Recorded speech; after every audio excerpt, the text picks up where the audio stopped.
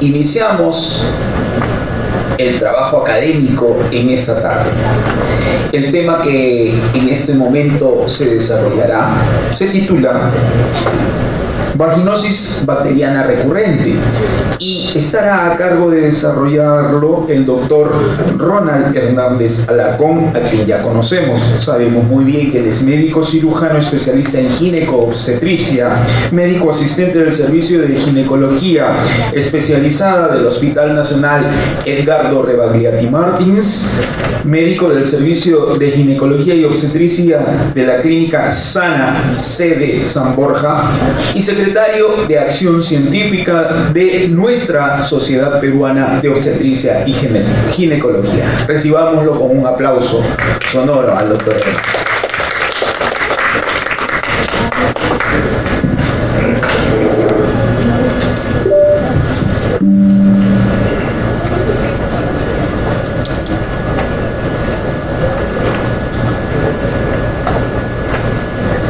Gracias, muy importante lo que nos han mostrado en este momento sobre la lucha sobre el intrusismo. Es algo que debemos cada uno de nosotros incorporarnos en nuestro día a día.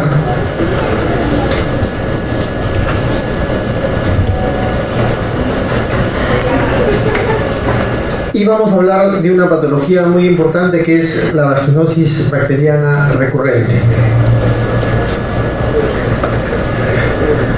Vamos a hablar un poco de la microbioma vaginal, de la vaginosis bacteriana, diagnósticos de la vaginosis bacteriana recurrente, el biofilm y el tratamiento que tendríamos de estas patologías. La microbioma o el microbiota vaginal tiene alto grado de complejidad, más de 30 géneros y 70 especies, o sea, es una diversidad alta. Está dominada por los lactobacillus sp, que hay 18 especies, y principalmente está el Crispatus genghei y el Gasseri. Este es el famoso que nos descubrió en 1892, comenzamos a hablar del lactobacillus.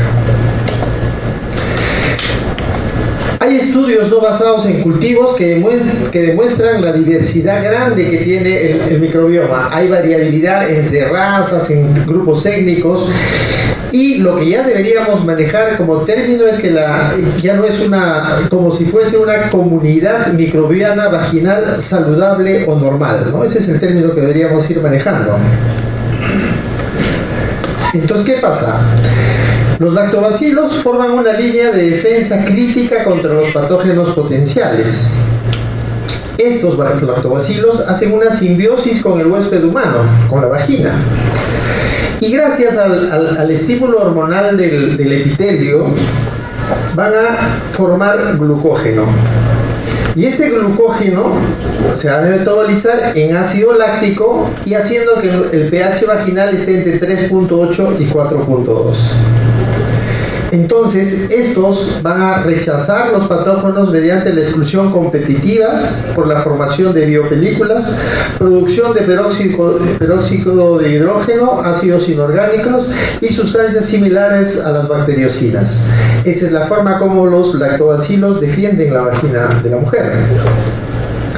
Y hemos dicho que la microbiota vaginal con sus pH varía con los años y los factores que condicionan la variación pueden ser factores conductuales, genéticos, étnicos, el mismo embarazo, la menopausia y los factores medioambientales.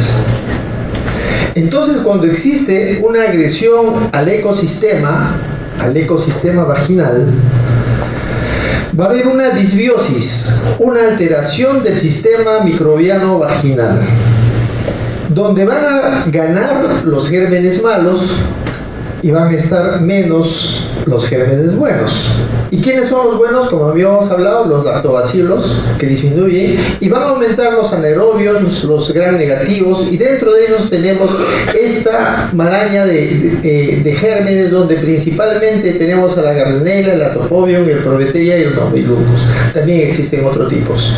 Entonces, esa es una disbiosis del medio vaginal. Entonces, esa disbiosis va a producir una respuesta del huésped, produciéndose la vaginosis bacteriana. Cuando yo tengo gran cantidad de estos gérmenes y disminución de lactobacilos, entonces me va a conducir a una vaginosis bacteriana. Y la vaginosis bacteriana ocupa casi entre 30 y 40% de las infecciones vaginales. La vaginitis aeróbica está en el 20-30%, la tricomonia en 5 a 10 y la candidiasis entre 20 y 30. Entonces, si yo aprendo a manejar la vaginosis bacteriana, tanto recurrente como la aguda, entonces estoy casi en el 50% de infecciones vaginales. Entonces, como habíamos dicho, es que la vaginosis bacteriana es una alteración de la microbiota vaginal, una disbiosis donde hay gran cantidad, proliferación de los gérmenes, fundamentalmente de la Gardnerella. Hay 4 cepas distintas de Gardnerella y algunas son resistentes a los antibióticos, como el metronidazol. Entonces lo que va a suceder en la vagina es que va a haber un aumento desenfrenado de estos gérmenes, de todos. Y las concentraciones de producción van a llegar a ser 100 a 1000 veces más de las que habían normalmente. Entonces, en la Gardnerella vamos a encontrar, en la vaginosis bacteriana vamos a encontrar Gardnerella, Mobiluncus y gérmenes anaerobios. ¿Qué hace la Gardnerella? La Gardnerella va a producir ácido succínico, propiónico, isobutírico, isovalérico y van a inhibir la quimiotaxis. Estos, juntos con el Mobiluncus, van a producir ácido málico que van a irritar el epitelio vaginal.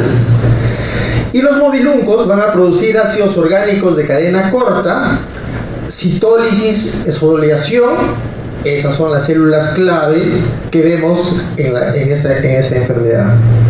Y los anaerobios van a producir aminopeptidasas, aminoácidos, que al liberar aminas van a producir putrescina, cadaverina, y es el olor característico que tiene la vaginosis bacteriana, a pescado. Esta lámina es prácticamente la que resume cómo se altera, cómo hay la alteración de la disbiosis vaginal. En un medio óptimo, las bacterias comensales, o sea, nuestros lactobacilos, van a interpretar con las células presentadoras para que haya unas células T reguladoras y se mantenga el equilibrio de la homeostasis, o sea, para que las bacterias estas se mantengan en simbiosis con la vagina. Cuando hay una alteración y una disrupción de esa simbiosis, entonces comienzan a haber células inflamatorias, citoquinas, hay una alteración del balance del pH y por lo tanto existe la alteración que se conoce en la vagina. ¿Cómo hago el diagnóstico de vaginosis bacteriana? Voy a usar los criterios de Amsel, que es el flujo vaginal característico que habíamos visto, en un pH mayor a 4.5, el test de amina positivo y el otro es más del 20% de células clave. 3 de los 4 criterios de Amsel deben estar presentes para yo diagnosticar vaginosis bacteriana. Entonces, con estos 3 que los puedo tener fácilmente, acá tengo que tener mi cintita de medición de pH vaginal. Si encuentro un pH mayor a 4.5, veo que el flujo es grisáceo, característico de la vaginosis pegajoso, plomizo, y le pongo KOH y me sale un olor diferente, es una vaginosis bacteriana. Pero si a simple vista la paciente la examino y huele a pescado, es vaginosis bacteriana. El otro criterio de diagnóstico son los criterios de Nager. Los criterios de Nager, entonces, se manda al laboratorio, ellos nos hacen una puntuación de los diferentes evaluaciones que tienen y después de hacer una interpretación nos pueden mandar esto, y si está en un puntaje de 7 a 10 voy a tener vaginosis bacteriana, ¿no? Esto lo se hace en laboratorio. ¿Y qué es la vaginosis bacteriana recurrente entonces? No hay una definición universalmente aceptada para recurrencia. Algunos estudios han definido que 3 o más episodios clínicos confirmados con los criterios de Amsel que hemos visto o los criterios microscópicos en un año, 3 a 4 periodos, debería ser catalogado como una vaginosis bacteriana. Y no está claro si la vaginosis bacteriana llega a ser recurrente por una infección residual que ya estaba, o una resistencia o una reinfección. Y miren, Las pacientes asintomáticas que tengan vaginosis bacteriana y le doy tratamiento, el 20% a la semana hay una recurrencia, de 1 a 3 meses 30%, y en 12 meses hasta el 50-80% podrían volver a experimentar una recurrencia. O sea, la recurrencia de la vaginosis bacteriana es alta al año. ¿Y cómo nos impacta la vaginosis bacteriana recurrente? En la autoestima, en la vida sexual y en la calidad de vida en general de la paciente. Y los factores de riesgo para tener vaginosis bacteriana son endógenos, los cambios hormonales, la menstruación, diabetes, inmunosupresión, poliquistosis, pólipos, enfermedades de sistemas, los estilos de vida, anticonceptivos no hormonales, espermicidas, el uso de espermicidas, relaciones no protegidas frecuentes, múltiples parejas sexuales, piscina, ropas interiores, y los iatrogénicos, que pueden ser el uso de antibióticos, antisépticos, antimicóticos, corticoides, etc. Algunas otras infecciones también me pueden condicionar a que tenga vaginosis bacteriana recurrente. Y también la mala adherencia al tratamiento. O sea, yo le indico y la paciente no cumple. Si hay persistencia de tricomonas, menstruaciones abundantes, dismenorrea, uso inconsistente del condón, o sea, a veces con condón, a veces sin condón, el uso de dispositivos intrauterinos y las duchas vaginales también son condiciones que me pueden llevar a una vaginosis bacteriana recurrente. ¿Y cuáles serían las complicaciones que me ocasionaría la vaginosis bacteriana recurrente no tratada? Riesgo de parto prematuro, coriomionitis, ruptura prematura de membranas, celulitis de la cúpula vaginal. Entonces yo tengo una paciente con vaginosis bacteriana, la opero, entonces voy a tener esta complicación quirúrgica. Infecciones post-aborto, después de hacer una instrumentación intrauterina, también voy a tener esta complicación. Si hay vaginosis bacteriana, hay mayor riesgo de hacer la infección de HIV o contagiarse con HIV. Y también si hay vaginosis bacteriana, hay mayor riesgo de contraer herpes 2, gonorrea, clamidia y tricomona. Está muy asociada a la enfermedad inflamatoria pélvica. Y también hay mucha asociación potencial para lesiones intraepiteliales. Entonces, si yo tengo vaginosis bacteriana, el riesgo de hacer displasias cervicales es mayor. Y si tengo displasias cervicales, debo dar un tratamiento adecuado para poder disminuir la vaginosis bacteriana, para que haya una revitalización del tejido, ¿no? Una mejora. En eso se basan estos famosos tratamientos que nos hablan de aclaramiento del PVH, ¿no? Ahí ha salido el papilocar, etcétera. Lo que basan es recuperar la salud vaginal para que el mismo sistema inmunitario haga una eliminación del tejido del virus. ¿Cuáles son los mecanismos que se producen para la recurrencia de una vaginosis bacteriana? Persistencia de biofilms, que nos da la Gardnerella y el atopobio. Una reinfección, resistencia a los antibióticos, persistencia de los factores de riesgo de los cuales hemos conversado. Si la paciente tiene como predominancia el lactobacilo iners, está más relacionado con la vaginosis bacteriana. Y si hay una persistencia de la disbiosis vaginal con una infección residual.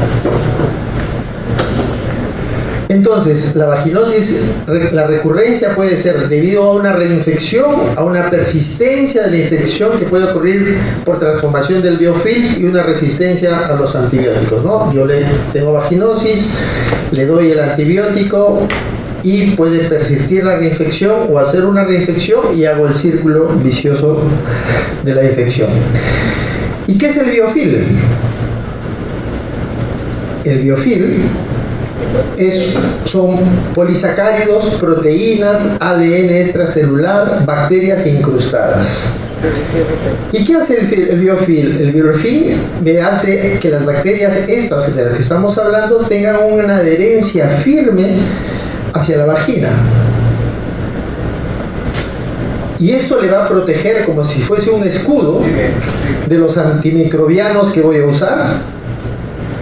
va a ser una protección ante el sistema inmunitario, va a haber una resistencia a los factores de defensa producidos por los lactobacilos. ¿Se acuerdan que los lactobacilos hacían peróxido de hidrógeno, bacteriocinas? Entonces, por la presencia de los biofilms, estos gérmenes que producen la vaginosis bacteriana van a tener resistencia a este tratamiento que le voy a dar.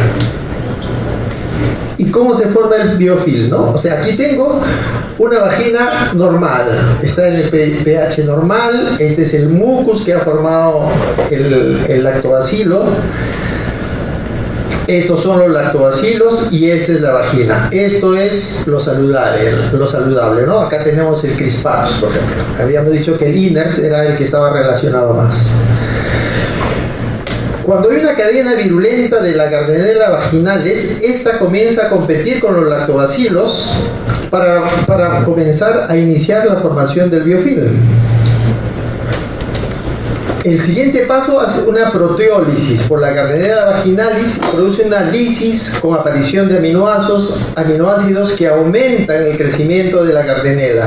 Y la Gardnerella invita al Proteobius viva y el Proteobius viva se junta con la Gardnerella. El amonio producido por el Proteus vivia intensifica el crecimiento de la Gardnerella vaginalis, entonces al haber más Gardnerella vaginalis va a haber mayor cantidad de biofilm. Todavía perfecto hasta que la Gardnerella vaginalis y el Proteobio viva producen cialidasa, que promueve la ruptura de la capa de mucina que estaban teniendo los lactobacilos con la vagina. Entonces, una vez rota la capa de mucina, lleva una adherencia mayor que podrían tener estos gérmenes proliferando el biofilm. Y en este momento, entonces, han aparecido otros gérmenes que se han metido dentro del biofilm, por lo tanto, aumenta la resistencia. ¿Y cuál sería nuestro objetivo de tratamiento? Eliminar el agente infeccioso, restablecer el ecosistema vaginal, aliviar los síntomas y reducir los riesgos de complicaciones. Y para eso tenemos tratamiento antibiótico, tratamiento no antibiótico, y debemos tener en cuenta mucho en la vaginosis bacteriana recurrente la infección residual, ¿no? que hemos visto que es por persistencia de la infección, por resistencia al metronidazol o a la clindamicina. La falta de adherencia de los pacientes es el 41% del fracaso de nuestros tratamientos. Diferentes cepas de la Gardnerella vaginalis, la formación de biofilm que hemos hablado, con el gen de cialidasa, que es prácticamente el que permite la adherencia firme de este biofilm a la vagina, y la penetración lenta o incompleta de los antimicrobianos al biofilm. Coexistencia con otras bacterias múltiples, una pareja sexual regular con vaginosis bacteriana múltiple, parejas sexuales, uso inconstante del preservativo, todo eso me va a condicionar a una vaginosis bacteriana recurrente. ¿Y cuál es el tratamiento antibiótico? El tratamiento recomendado para la vaginosis bacteriana recurrente es metronidazol 500 miligramos 2 veces al día por 10 a 14 días, o metronidazol vaginal en gel, que no los tenemos en crema, por 10 días, seguido 2 veces por semana por 3 a 6 meses. O sea, el tratamiento de una vaginosis bacteriana recurrente es largo. De nada nos sirve darle cada vez que venga la paciente, ¿no? Por lo que en general la paciente viene, le damos tratamiento, se pierde 1 o 2 meses, vuelve a venir, se vuelve a pedir, vuelve a venir, así conoce a todos los ginecólogos de la zona porque cada uno le da algún tratamiento diferente. No se recomiendan los gérmenes de clindamicina oral ni intravaginal para la terapia a largo plazo de mantenimiento. La clindamicina es un buen medicamento para el uso de la fase aguda, pero no hay recomendación para el uso continuo para una vaginosis bacteriana recurrente.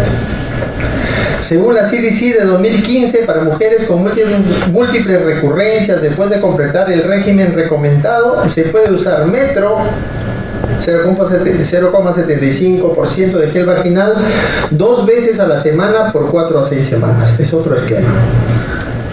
Otras alternativas, pero con datos un poco limitados, es el metronidazol o tinidazol, 500 miligramos 2 veces al día por 7 días, seguido de ácido bórico, 600 miligramos por día por 21 días, y luego gel de metronidazol 2 veces por semana por 4 a 6 meses, ¿no? Entonces habíamos visto que una de las fallas del tratamiento de la vaginosis bacteriana es la adherencia al tratamiento de la paciente, porque esta es larga.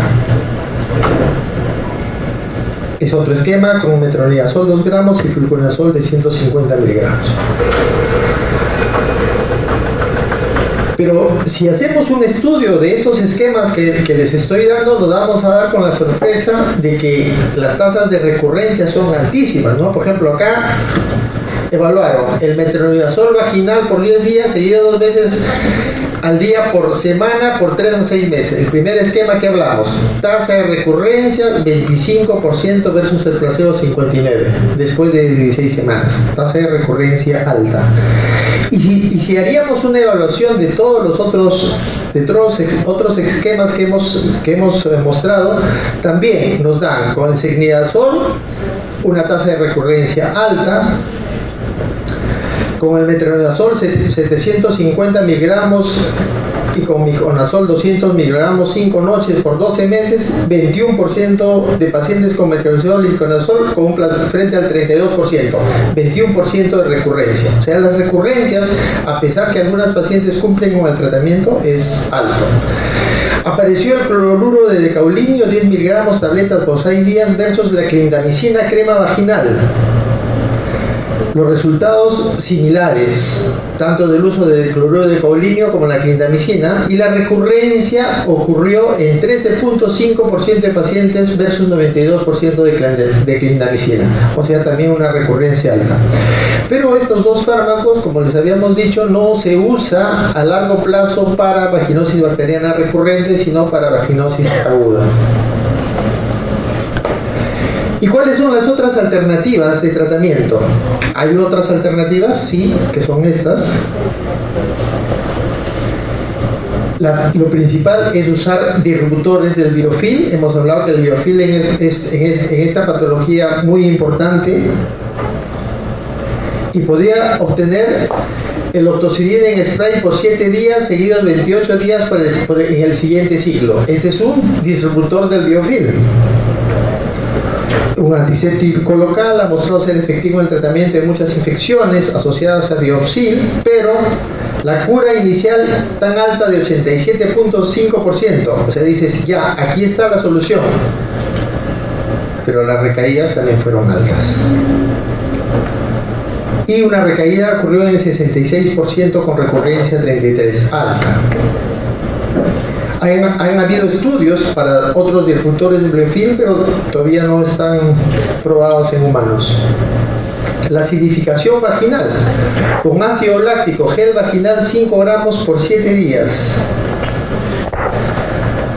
En un periodo demostrado del ácido láctico solo fue el 6.7 versus el metronidazol 500 por 2 horas, 14.3% y 3.6 cuando se combinó el metronidazol con ácido láctico, o sea, también recurrencia alta.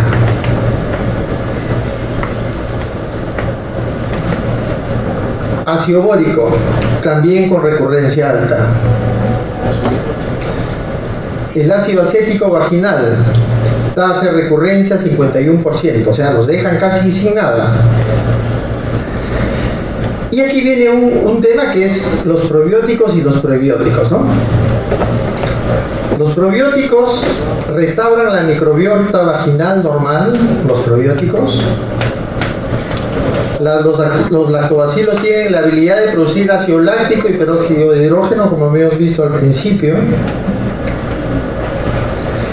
Y en un estudio chino de 120 mujeres con vaginosis bacteriana recurrente recibieron cápsulas con lactobacillus ramosus y acidophilus streptococcus.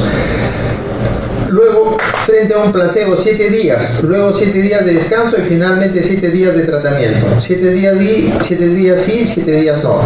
Las tasas de recurrencia a los 2 meses fueron de 15.8% con probióticos versus 45% de placebo, pero claro, ¿no? O sea, algunos le dieron el lactobacilo y a otros no le dieron nada, obviamente que la otra tasa era alta, ¿no? Pero lo que sí nos alentaría es de que disminuyen las tasas de recurrencia hasta 10.6. Los prebióticos, que son diferentes, son una clase de nutrientes para especies específicas y favorecen el crecimiento de los microbianos beneficiados. También se podrían usar, hay una serie de prebióticos donde está la lactulosa, etcétera, que también han demostrado tener cierta efectividad, como la lactoferrina.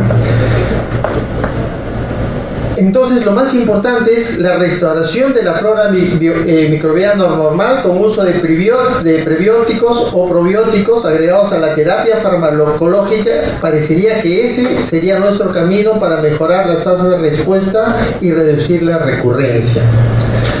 Todavía nos falta un poco más de evidencia en este tema para poder verificar. Y el último estudio con probióticos nos están hablando de que la tasa de recurrencia con el uso de los probióticos, este es un estudio, según un metaanálisis, es mucho más baja cuando yo combino con los antibióticos.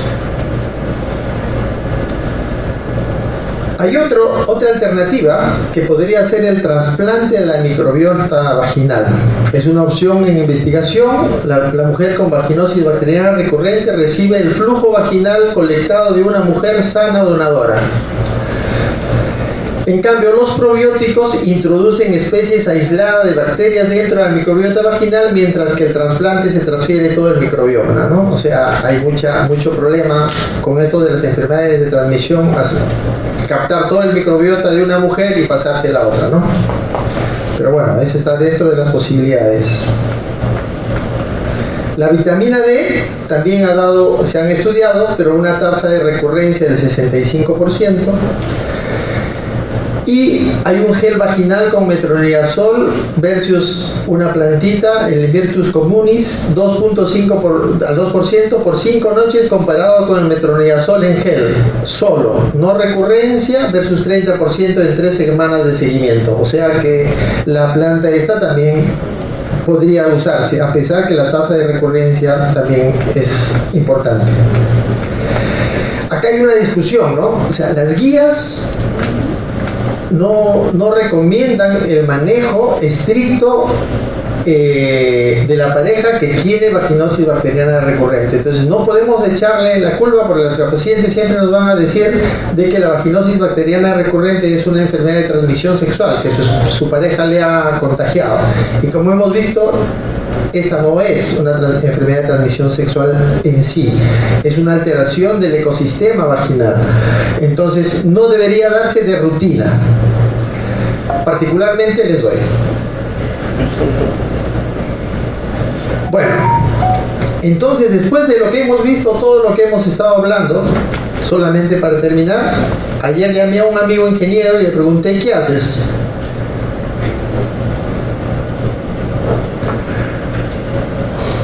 Él me respondió: estoy haciendo un trabajo sobre el tratamiento acuatérmico de la porcelana, vidrio y metales en un ambiente de tensión controlada. Me impresionó la respuesta, pero no la entendí, no sé si la habrán entendido, y le pedí que fuese más concreto. Entonces él me respondió: estoy lavando platos, vasos y cubiertos bajo la supervisión de mi mujer. En conclusión, si tengo yo una vaginosis bacteriana recurrente, uso metronidazol 750 miligramos vaginal 2 veces por semana por 3 meses y le agrego 2 gramos bioral de fluconazol. Así se entiende mejor en vez de hablar de las recurrencias mayores, ¿no? ¿Tratamiento para la pareja masculina? Sí, yo creo que sí. ¿Podemos darle algunas otras alternativas? Sí, o sea, puedo yo mezclar, ¿no es cierto? Si no consigo el metronidazol vaginal, lo podría hacer oral, pero el tratamiento tiene que ser prolongado. Y también algo muy importante es de que la pareja tiene que ser educada, o sea, la pareja tiene que ser educada para recuperar la flora vaginal. Y aquí entra lo que hemos hablado de los probióticos, ¿no? La adecuada higiene, los hábitos de vida.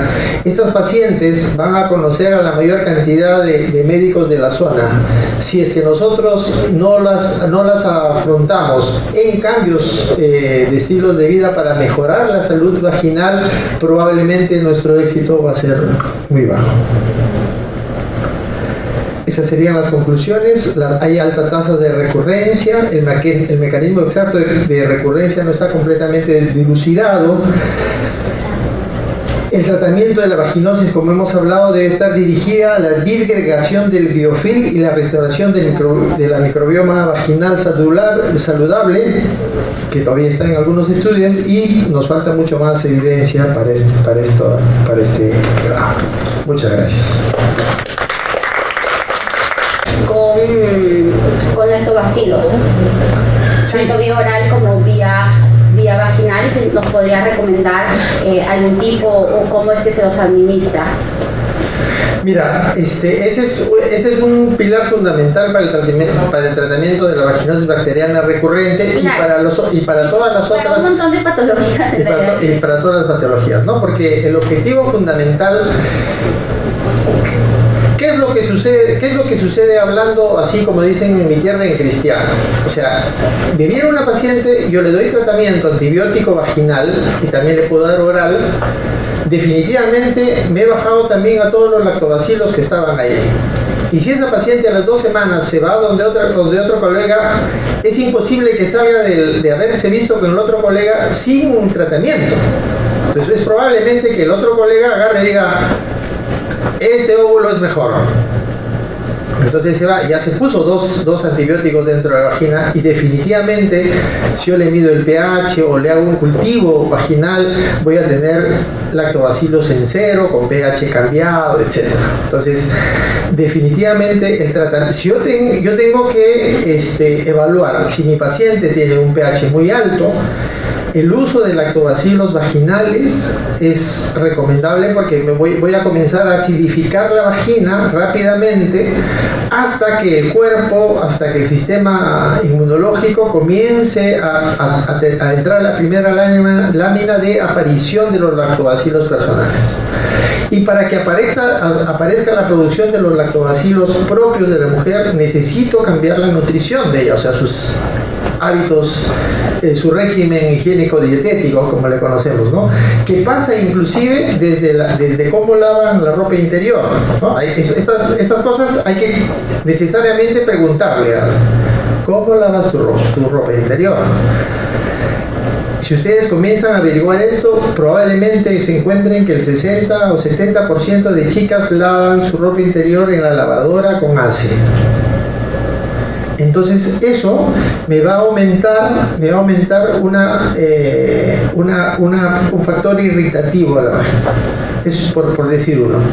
Y lo otro es el uso de probióticos orales, ¿no? Los que consigan, porque hay una serie de probióticos en el mercado, pero los que puedan conseguir, inclusive combinados con antioxidantes. Entonces, el mejorar la dieta, el mejorar los hábitos higiénicos dietéticos, ejercicios, agua, etcétera, va a mejorar. Y lo que tengo que planificar con mi paciente, que yo le diagnostico una vaginosis bacteriana recurrente o inclusive solamente una aguda, tengo que planificar con ella para decirle de que su tratamiento no va a ser el ponerse el medicamento que le estoy dando local u oral. Ese es el inicio, y que esto va a ser una cuestión muy larga de por lo menos unos 6 meses, ¿no? Aproximadamente. Sí.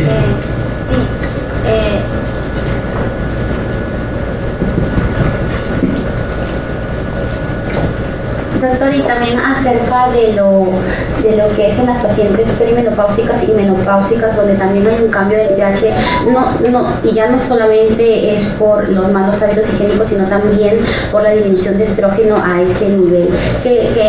En cuanto a tratamiento, ¿hay algo que nos podría comentar? Sí, hemos visto que los lactobacilos utilizan el glucógeno, al hacer simbiosis con la vagina, con las hormonas locales producen glucógeno para producirme el pH, ¿no? Entonces, lo que yo necesito es restablecer el ecosistema vaginal de la paciente posmenopáusica. Tengo que usar estrógenos locales. Hay también medicamentos que contienen ácido láctico, se pueden usar los ácidos lácticos, se pueden usar también otras cremas hidratantes y humectantes dentro de la vagina que me podrían mejorar. La otra rama que está en estudio es el uso de láser, que todavía, como habíamos dicho, no tiene mayor cosa. Claro, doctor, ahí quería yo comentarle acerca de mi experiencia con el láser CO2 fraccionado en estas pacientes. Si bien es cierto, no como tratamiento de la vulvovaginitis, pero sí como tratamiento de la atrofia vaginal en estas pacientes con vulvovaginitis que empiezan a hacer a partir de la perimenopausia a causa de un hipoestrogenismo. En estas pacientes el tratamiento de láser CO2, que sí tiene evidencia científica, van muy bien.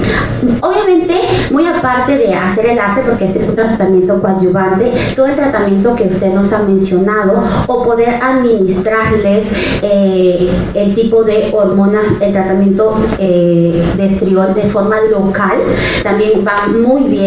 También hacerle acorde cuando nosotros tenemos vulvovaginitis recurrentes, tener en cuenta el método anticonceptivo que está usando esta paciente. Muchas de estas pacientes con vulvovaginitis recurrente pueden tenerla a raíz de su método anticonceptivo, ya que la mayoría de métodos anticonceptivos causan hipoestrogenismo a nivel vaginal, y también sería una de las razones y que muy pocos evaluamos. Eso nada más quería contar. Sí, tienes razón, porque dentro de los anticonceptivos, si se trata de anticonceptivos, el riesgo cuando hay dispositivos intrauterinos es alto, ¿no? Cuando hay dispositivos intrauterinos. Y el riesgo también con algunos anticonceptivos, sobre todo los que tengan el progestágeno antiestrogénico, también aumenta porque disminuye los estrógenos locales. En cuanto a lo que es la terapia de láser, si bien es cierto los estudios son altos, pero solamente son de reporte de casos y masivos. La única forma en la que yo podría delimitar que la terapia de láser funciona sería haciendo un estudio comparativo. ¿Qué tendría que hacer? Tendría que tomar una biopsia de vagina a una paciente que no ha recibido estrógenos, que no ha recibido nada, y hacer mis tres brazos, ¿no es cierto? Mi brazo de estrógenos, mi brazo de láser y mi brazo de placebo. Después de un tiempo tendría que comparar histológicamente si eso está así o no. Hay un estudio que ha salido inclusive para incontinencia urinaria hace poquito, que ha salido sobre el uso de terapia de láser versus la terapia de rehabilitación vaginal del piso pélvico. Y los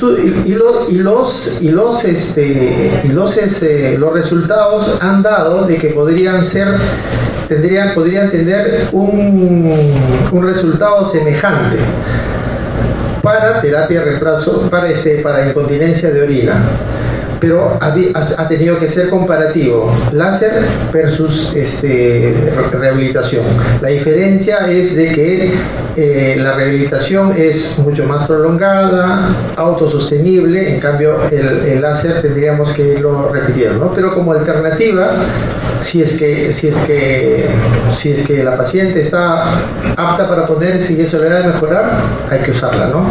Porque inclusive ya se ha demostrado que las pacientes que tienen tienen antecedentes de sea de mama, hay estudios, a nosotros nos habían prohibido darle estrógenos locales a las pacientes, ¿no?, que habían tenido cáncer de mama, pero la tasa de absorción estrogénica en vagina es bajísima y se podría usar. Una alternativa que usamos nosotros a las pacientes que han tenido cáncer de mama y tienen hipoestrogenismo vaginal es la terapia alternativa con láser.